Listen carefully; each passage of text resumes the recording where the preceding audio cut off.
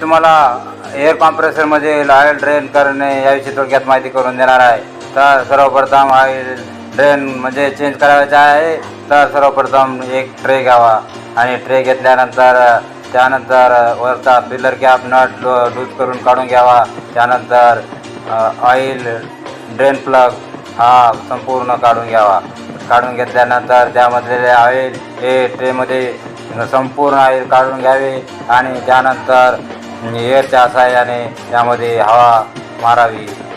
हवा मारल्यानंतर त्यामधील सर्व म्हणजे त्यामध्ये असलेले केर कचरा घाण म्हणजे सर्व ऑइल हे काढून घ्यावे आणि काढून घेतल्यानंतर त्यानंतर हा ड्रेन प्लग नट हा पूर्वत्र जागेवर फिट करावा।